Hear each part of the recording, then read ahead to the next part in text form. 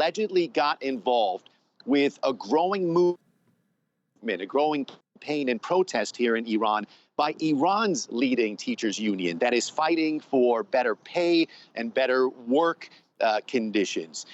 It is speculated that these two individuals somehow got connected or got in contact with the organizers of this campaign. This is all speculation. It has not been confirmed. But if you know Iranian authorities, you know that they're very sensitive to foreign nationals coming here as tourists and getting involved in sensitive matters. And these growing protests here in Iran by teachers has certainly been a sensitive issue. Reza Saeh reporting. Next, it's the France 24 debate. Why is Xi Jinping doubling down on China's zero COVID policy? That's next in the France 24 debate.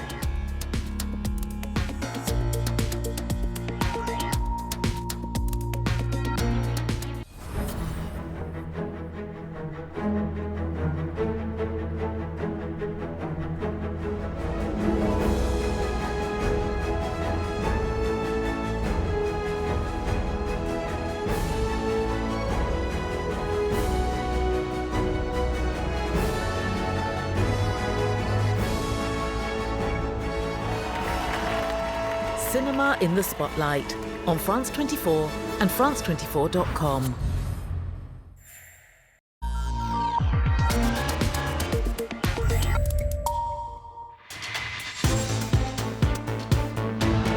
Can China have it both ways? Can it keep out COVID and maintain robust growth in the run-up to a crucial Communist Party Congress in the fall, one that could make Xi Jinping, well, president for life?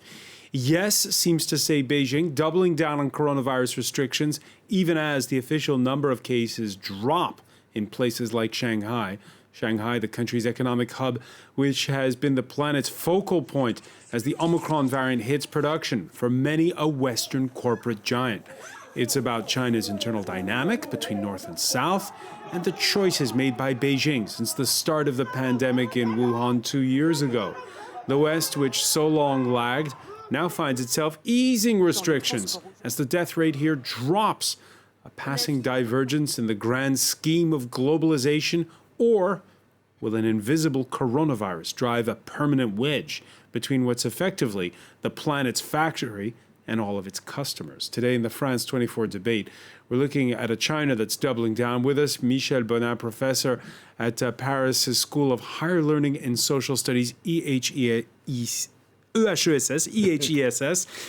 the author of The Lost Generation, The Rustication of China's Educated Youth. That focuses on the period in the 1960s and 70s. Yes, and Xi Jinping was one of these educated youth sent to the countryside. From that generation. Yeah. Pierre-Antoine Denet, former AFP correspondent in Beijing, is the author of China, the Great Predator. Welcome to the show. Thanks a lot. From Glasgow, Jane Duckett, professor, and Edward Caillard, chair of politics at the University of Glasgow. Thanks for joining us. Pleasure to be here. Thank you. We're also with Dongsheng Zhang, associate professor of law at the University of Washington. Thank you for being with us. Thank you for having me. And on the telephone, Joe, a resident of Shanghai, who joins us to tell us how things are going in the 6th week of lockdown measures there. Welcome. Thank you. Good evening, everyone. The France 24 debate, where you can join the conversation on Facebook and Twitter, hashtag F24debate.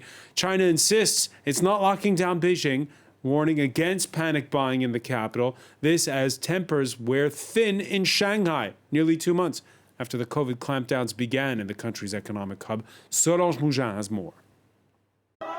In this Shanghai apartment building, anger and frustration echo through the halls. Residents here have been waiting for food. Hunger has pushed them to hit back at local authorities, dressed in white. Many in Shanghai are at their wits' end after a month in lockdown with limited access to food and care. As these amateur videos show, authorities are allowed to use any means necessary to quiet the anger. On social media, there are also, tragically, multiple videos of suicide attempts. After over 40 days of lockdown, Chinese authorities continue combing the city of 25 million people for positive cases. China's zero COVID policy means the police can, at any moment, cart you away. We need to transfer you. You've been in contact with a positive case. Open up or we'll break the door. Just one COVID-19 case in an apartment complex means the entire building can be transferred to an isolation center, regardless of a negative test. That's how, day and night, thousands are taken to quarantine centers, while cleanup teams spray bleach and disinfectant in their empty apartments. Outside, the streets of Shanghai are still deserted. Some are even walled off by metal fences. The police are everywhere, as are roadblocks of impassive guards. I have a laissez-passer signed by the city. My mother is very ill. She's been alone for 20 days as I've had to isolate. Why aren't you letting me go home? Just beyond the barricades, hundreds have set up camp on the sidewalks, waiting for the lockdown to be lifted. Now, those images compiled by our partner station, France 2. Joe, what have the last 5 weeks been for you personally like? Well, it has been technically almost 1 month and a half of home lockdown for me. So time goes by and every day is almost the same day. Now, I usually wake up early after a short night's sleep, so quite a poor sleep quality for the past weeks. And then we are actually supposed to run a at-home COVID rapid antigen test and report any abnormal results to our neighborhood committee. Recently, I'm lucky enough to be able to go out and stretch my legs and exercise a bit outdoor within the limits of my compound. So it's a very recent freedom that I enjoy very much. And around 8 a.m., once or twice a week, we have to get a PCR swab test in our compound area again. And then by 9, normally I usually start my work from home day, keeping an eye on different virtual groups and especially focusing on group-by groups. Those are the ones that are helping me to ensure that I have enough food, because we are definitely spending a lot of time ensuring that we have food. Yeah, who delivers your food? How does it work? Actually, we have several wholesalers that have contacts with most of our neighbors. So it's really a huge solidarity community that has been built across compounds. So we have people who work in supply chain and they have contact and wholesalers. So we are sourcing directly at this level of the economy today. So whether wholesalers, whether food platforms that are still capable to deliver us. So they're able to do it. And you talk about very limited offer. You talk about solidarity. Relations have been good with your neighbors. Oh, yeah. This is, I think, the light at the end of the tunnel for most of us is we discover solidarity and we discover our neighbors. I have to admit that I barely actually have barely spoke to my neighbors over the past few years, and over the past weeks, they are the ones that are helping me to hold strong, and we are finding solutions together, and we are actually trying to make things smoother all together. It's going to be a long 6 months till the Communist Party Congress. That's the conclusion of the piece that Jane Duckett co-authored for The Conversation. Jane, in that piece, you quote journalist Wei Zhu's since deleted WeChat blog post in which he says that every day I wake up to find it is the first day of the 14-day cycle. Tell us what the 14-day cycle is. So I think your other contributor just mentioned this. You know, people have been tested every day. A single positive test in a compound or a building can result in the resetting of the clock. If someone tests positive, then the whole building will be locked down, or kind of people will be restricted, won't be able to leave it for 14 days. And so there's daily testing, and the risk is that if there's one negative test, you're back to square one, and you're having to, you start the next 14 days. And the some of the accounts in that article contrast with the solidarity described by Joe. At times, it's been ugly. Well, I think that, no, there's a lot of solidarity amongst, I think, neighbours. The problem is when you have people coming in from outside, whether it's the police enforcing regulations or sometimes the local kind of officials and the grassroots volunteers who are trying to implement the policy. That's when you get the kind of conflicts on the ground. As far as I can tell from Glasgow, right? I'm not in Shanghai. Not in Shanghai, and why? Why this? I mean, going to this extent, one single person in a whole apartment block, and the whole apartment block gets quarantined. Why? There's just a huge amount of pressure from the top right down through the system not to let this policy, not to let this virus out of control, not to let it spread. There's, the consequences of the virus getting a real hold and spreading and ripping through the population, as we know it can with Omicron, it's so transmissible, means that they're really using every possible measure to control it. But it is strange that they're being still so tough on Shanghai, given the falling rates. You'd expect them to be not really tightening up, but to at least be just maintaining some level of restrictions. But they do seem to be sort of ramping up the restrictions at the moment, which is, I don't know, I guess a sign of just how worried they are and how nervous they are about the problems they've been, particularly in Shanghai, which has had the highest number of deaths from COVID since March 2020. But those deaths are very small compared to what we have had here in France, for instance. Dongsheng Zhang, are you surprised that about the way the lockdown has been enforced more than ever, despite the number of positive cases dropping? Yes, absolutely, especially from legal perspective. We heard so many heartbreaking stories about citizens in Shanghai and other cities. They don't have the right to appeal. They don't have the right to consult lawyers and everything, the due process, right? So this very draconian measures are a shock for many of the residents, and this is causing enormous concern about the human rights issues in this process. In any case, the government doubling down. On Wednesday, we had the head of the World Health Organization calling on China to review that zero COVID strategy. Here's Tedros Adhanom and the rebuttal from Beijing.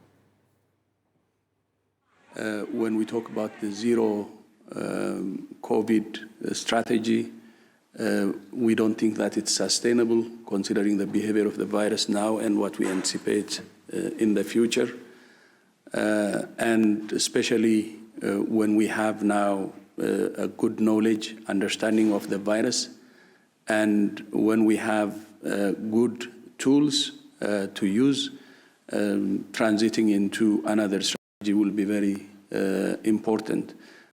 The Chinese government's prevention and control policy can stand the test of history, and our prevention and control measures are scientific and effective. China is one of the most successful countries in epidemic prevention and control in the world. You hear that, Michel Bonnet? Can stand the test of history, China's current policy? Well, it smells of history. I mean, it's something which is coming from history, but I don't think that it will be considered as a big success. Because you hear Jane Duckett there mention how this is top down, the fact that they're going so heavily on these rules. I think it's really, why? What's going on? Well, it's the system. It's the political system. Xi Jinping is a product of the history of the Chinese Communist Party. He began. His father was a high-level cadre. He began as a district party secretary, and so his culture. His political culture. But you're talking really about outdated. as if it's one-man rule here. Yes, it's one-man rule. Is it? Since he has taken power in 2020. 12, he has concentrated power. He has created all kinds of commissions that he is leading, and so he's the president of everything. And so that's the problem. That's his idea, and also he wants to be a leader for life, and so he has to show that he is always right, that he cannot be wrong, so that he will.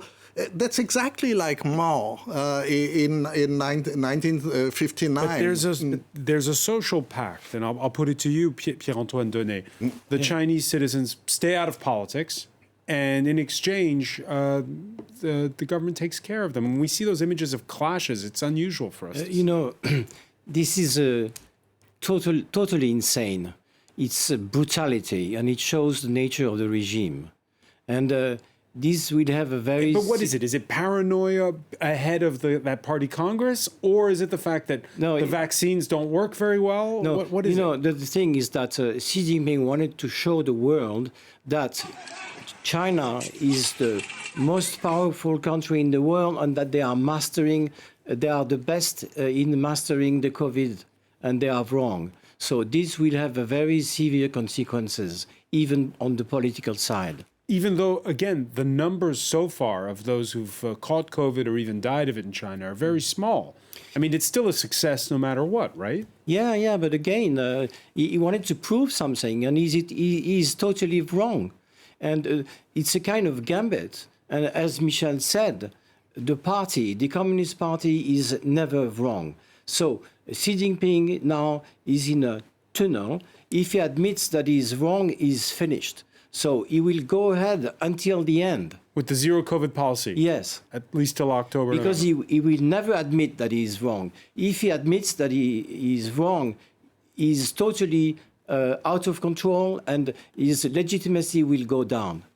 Last week, there was a meeting of the 7-person Communist Party plenum.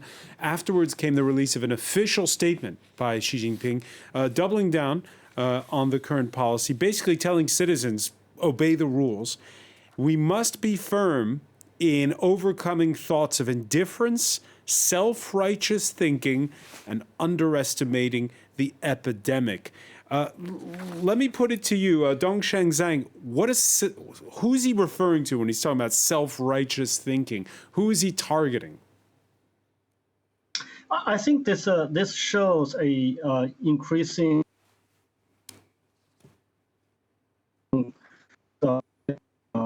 the discontent among his population, especially those residents in Shanghai, but also increasing tension within the ruling elites on this very draconian policy. Today's Wall Street Journal in the United States reports that Premier Li Keqiang is emerging more as a power in the internal debate about this policy, because Premier Li Keqiang, the State Council, is in charge of economic affairs. They are very, very worried about the economic situation. And so he has been talking about economic concerns without referring to President Xi Jinping's policy. So I think President Xi Jinping's speech is sending a signal to reinforce his point of view in the wake of increasing tension in the internal politics and resistance from Chinese citizens. So you hear that, Michel Bonin, it's not one-man rule. There are tensions within the ruling party. Well, there are different opinions, but Xi Jinping has the overwhelming power, and I very much doubt that the other leaders will easily change his ideas and change the orientation of the policy. There are two things. I mean, he has the power, but of course he cannot govern alone. So, and there are other politicians and especially other experts. There are many Chinese experts who have said that this is not the right way to do. but they are censored. Even people like Zhou Nanshan, who is very normally praised by the regime, who is the highest specialist, he has said that it's not possible to go on like this, but he has been censored. That's all. So I think that we are in this situation where Xi Jinping is in a situation of paranoia in which he cannot retreat. And that's a problem for the long term, of course. So Jane Duckett, I know you're not an epidemiologist, you're a political scientist, but let me ask you nonetheless, because we saw a report out Wednesday that because the vaccine isn't that effective, the Chinese vaccine, that some 1.5 million elderly people could be vulnerable, could possibly die if ever they did stop the zero COVID policy. Is it health policy or is it all about politics, what we're witnessing? I think it's a mixture of the two, actually. I think it's politics that got the leadership into the current problem. If you go back to 2021, I think they've made a key mistake in 2021 by underestimating or not taking into account that the virus could become more transmissible in the way it has. And therefore, they didn't use that really key moment, that year where they could have vaccinated the population fully, especially focusing on the older people. So the problem they have is that unlike I think most European countries, the pattern of vaccinations is such that the older you are, the less likely you are to be vaccinated fully. Why is that? It's very, very complicated, but I think it's partly because, as I said, they underestimated the transmissibility. Last year, there were so few cases in China. When you had Delta, they could stamp out outbreaks of it. And so at that point, it didn't look like elderly people necessarily needed it. And I think there was a view it may be a cultural thing, I'm not sure, or maybe there was a view that older people, they may suffer more from the actual vaccination. They'll feel unwell, they're more vulnerable. There's an element of vaccine hesitancy as well amongst the population and possibly even some of the officials. They know that the Chinese vaccines that they're relying on, because they've decided not to import, and that's another key problem, another key mistake they've made. The Chinese vaccines are not really effective. You need four doses probably to get the same level of protection as you would get from, say, 3 if you use a combination of the Western vaccines that we've seen, the mRNA ones in particular. So basically, my view is that they're genuinely caught now between the economic costs of the lockdowns and the health costs, and the potentially 1.5 million people who would die from, as now being reported, from the virus spreading. And what they really need to do is vaccinate those older people, but of course you can't do that overnight. And currently, a lot of the health resources are actually being funneled towards testing and mass testing rather than vaccinating. So my feeling is they're in this position now because of mistakes that they made in 2021. And some of that was political and some of it was kind of overconfidence. We've controlled it. We can contain it. We don't need to worry so much about vaccinations. Some of it was political in terms of this rivalry with the West. We don't want to use Western vaccines. We can rely on our own vaccines. And now they're in a position where, they're caught between economic and health costs of anything they do. I want to get back to that statement when Xi Jinping talks about self-righteous thinking. Some interpreting this as China's president sending a message to Shanghai. I've read that several places. Why is that? I don't know if it is. I haven't heard that particular interpretation. There can be some rivalries. There are different. I think some of the other contributors might know about this better than I do. As you know, historically they've been thought to be different alliances, different factions within the leadership. And the Shanghai base was the base of an opposing or sort of different faction from Xi Jinping. So some people think there's a political motive in terms of maybe there's there's kind of still some rivalry between the Jiang Zemin group and the Xi Jinping kind of. Well, let me bring in Pierre-Antoine Denet on that. Is that the case? There are two things. One is that there are personal tragedies in Shanghai and also coming in Beijing now, and before it was in Xi'an. You have now the pictures of parents separated from their children, even from their babies, and that's just tragic. So the other thing is that what is happening now in China will have very severe consequences on the economic field. When you look at the picture, you are seeing foreign businessmen leaving China. You have hundreds of enterprises which are halted. They don't produce anything now.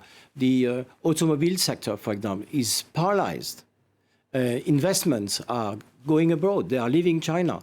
And when you see also the GDP projection for 2022, the official projection is 5.5% GDP.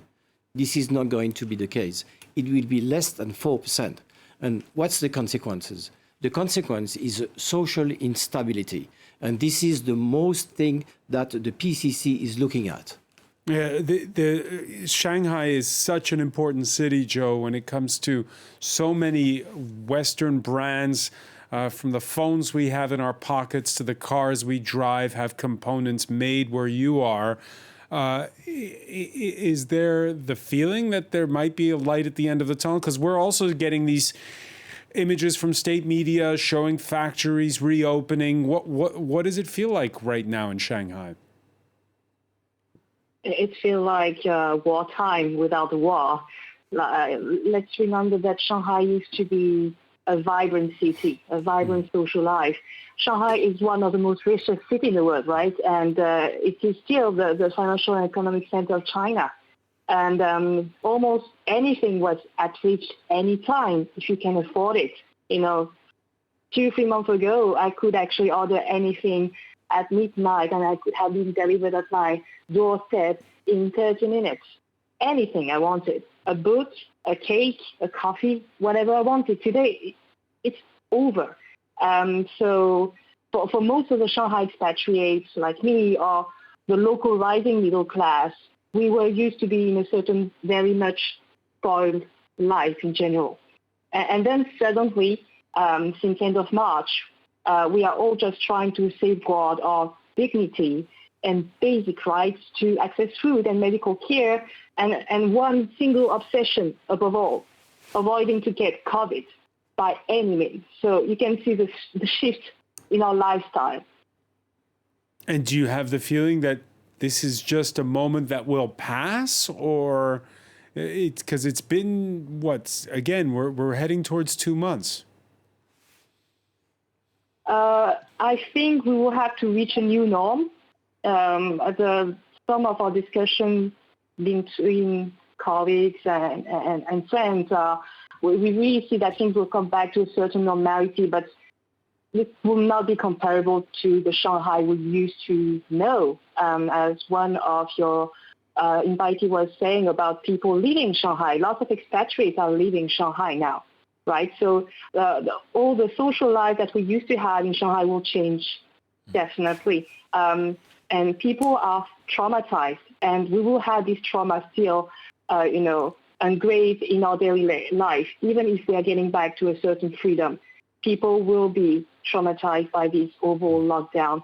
And I think indirectly, we will still very much be afraid of getting COVID, not because of the disease, but because of the consequences of being positive here is tragic.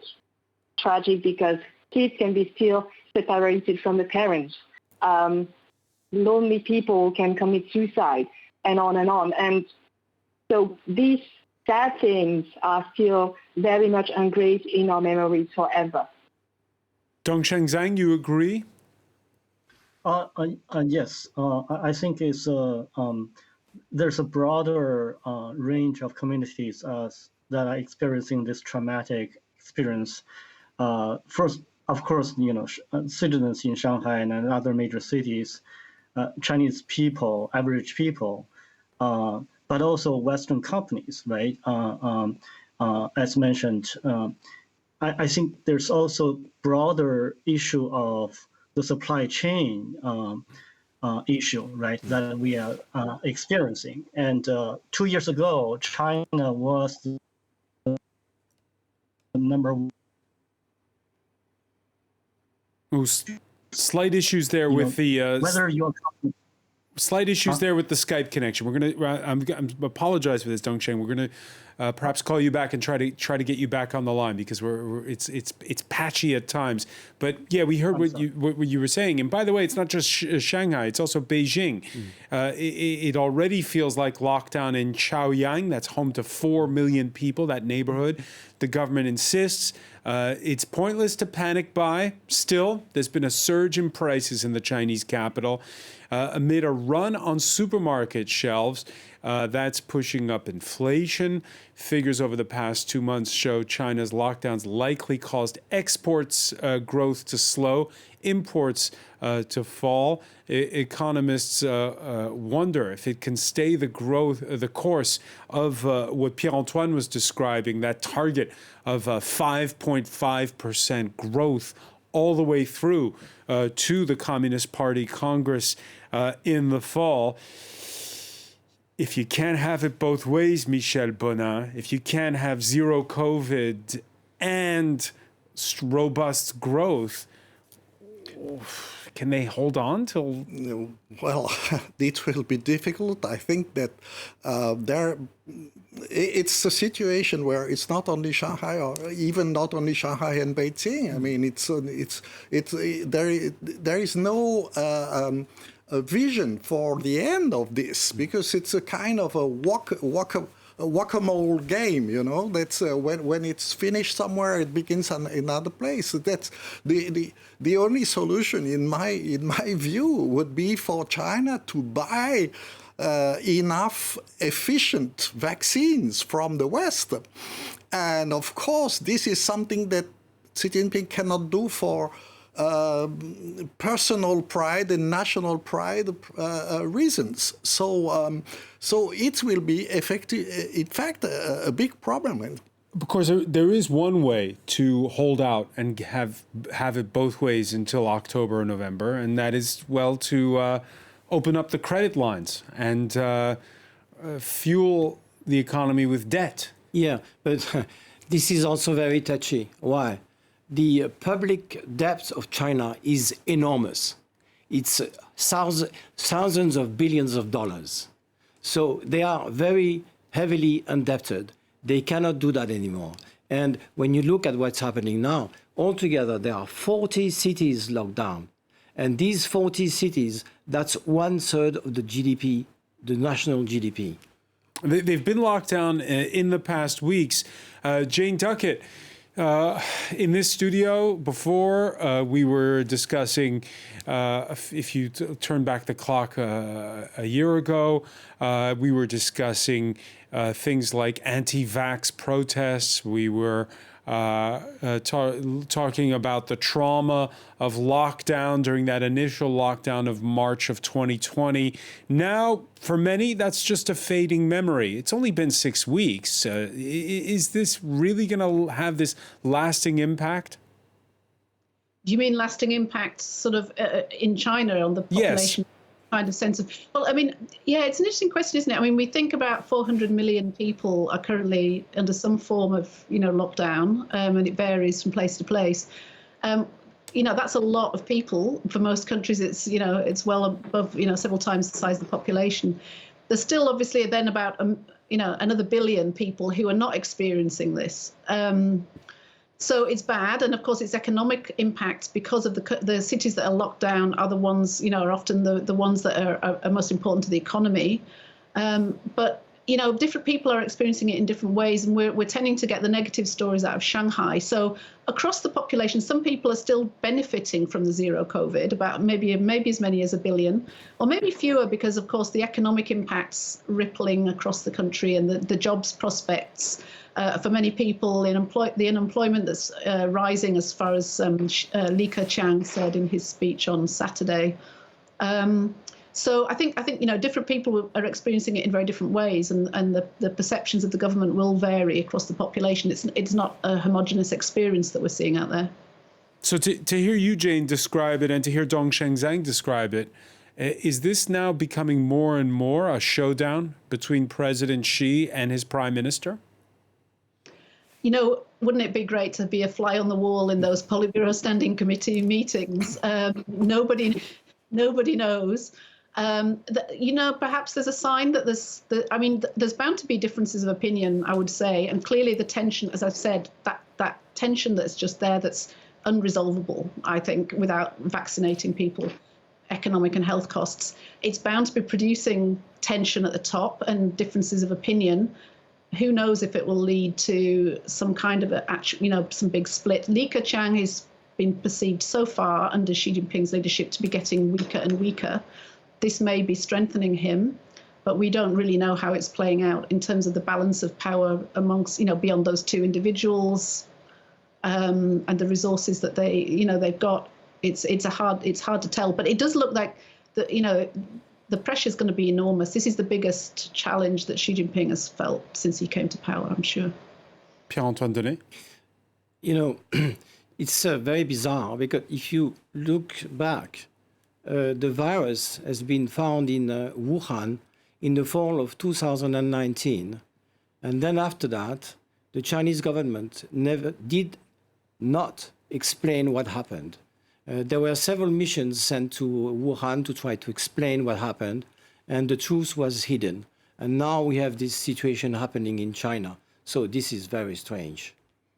Dongsheng Zhang, the damage to China's reputation, is it irreversible, or does money talk? Since after all, again, there's so much business to be done with this huge market. I think in the immediate future, this is irreversible. I think this sends a very powerful message to the residents in China. It's heartbreaking. It's a very traumatic experience for them. But it's also irreversible for the international trading community, that having faced this kind of shock change, that many of the expatriates are moving to Singapore, to even Chinese investors are moving to Vietnam. So this would bring a very profound change to the international trading system. Well, let's take a minute, by the way, to look at images from elsewhere. This Thursday, flags at half-mast on the White House and all federal buildings across the U.S. to mark 1 million COVID deaths in the United States. That's one death for every 327 Americans, or more than the entire population of San Francisco or Seattle, where you are, Dongsheng Zhang. Fortunately, the numbers are dropping dramatically in the West. As of next Monday, mask mandates will be lifted on the Paris metro and all French public transport, as well as most European flights. We did a lot wrong here in the West, Michel Bonin. Oh, yes, that's true. When you think about 1 million deaths in the U.S., when you think about how we didn't have masks here in France at the beginning. Are we looking at these things through the eyes of a 24-hour news cycle? You think China's getting it all wrong now, but... That's sure, but the problem is that maybe the first reaction of the Chinese government was the best at the time, in considering that there was no vaccine, that this virus was totally unknown. Brutal, strong attitude was maybe necessary, and we were a bit weak. We were totally surprised by what happened, but we learned fast, and we relied on science. And the problem is that in China, this is totally different. Xi Jinping has thought that he had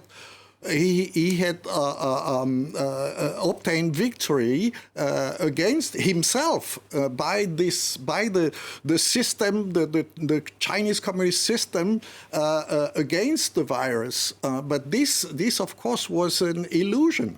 And I think that in the long term, the problem of this totalitarian system is that they don't have any counter powers, and they can go in a wrong direction for a very long time. And I would not be surprised that Xi Jinping would still get his third mandate, and that China will be very much less efficient, less rich, but still Xi Jinping will be there. And politics first. Joe, let me just tell you some news from here, by the way. We've lost Joe, it seems. All right, we'll try to reconnect with her. But I'll put it to you, Jane Duckett. We here in Paris, the tourists are back. The Americans are back. The Middle East tourists are back. The Chinese are not back. They're sorely missed by many Parisian establishments, and they are missed here. Your thoughts on the fact that we're sort of returning to normal in the rest of the world, but not in China?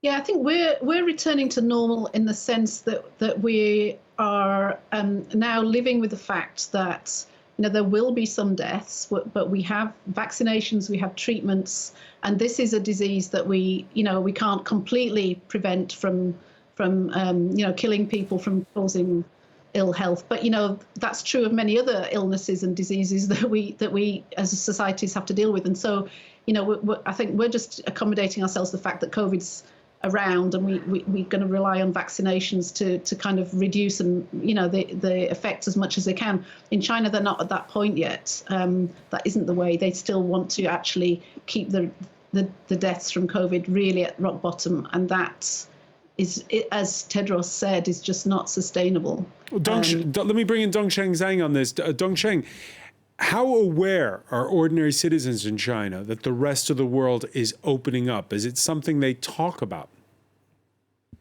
I think it's divided, because the official propaganda in China is misleading in the sense that they convey the message that somehow the outside world is also experiencing a similar crisis, and China is doing very well by comparison. But I think for many young people, those better informed, they don't believe that, right? So everyone who has a friend overseas know that life in North America and Europe are going back to normal. So, but I think there's the propaganda and the misleading information or misinformation, especially in the cyberspace, is amazing happening in China. Michel Bonin, I want to come back to something that was said earlier by Jane Duckett about how the older people are the ones reluctant to go get vaccinated. Those older people are the ones that you talk about in your book. That's that generation. Yeah, yes, it's the generation. If they get their vaccines, they can. It makes it easier to lift the zero COVID policy. What's going on that? Well, the problem with this, there is a culture in China of which is not favorable to vaccines, I would say, because of Chinese medicine. Chinese medicine is many people believe more in Chinese medicine than in Western medicine, and especially old people. And I've seen this in Hong Kong. And in Hong Kong, it's not a problem of the propaganda of the Chinese Communist Party, that the old people in Hong Kong are much less vaccinated than the other people, just because they they do not trust this. And but of course, I think that in China, on the mainland, if the government wanted to, it could force the old people to get vaccinated. The government forces people to do a lot of things, and I think that they could force the old people to get vaccinated. The problem is that they know that their vaccine is not really efficient, and that's the basic problem, in my view. And do you agree, Pierre-Antoine Denet, when Michel Bonin says that come what may, Xi Jinping is going to get his third term? No, it's probably yes, but he's slowly losing ground. And what is happening now in China will have long-lasting effect. This trauma. It's not just a blip. No. This trauma will have very severe consequences for a long time to come. We'll have to leave it there but there's much more to talk about. I want to thank you so much, Pierre-Antoine Denet. I want to thank Michel Bonin, Dongsheng Zhang for being with us from Seattle, Jane Duckett in Glasgow. I want to thank Joe for being with us from Shanghai. Thank you for being with us here in the France 24 debate.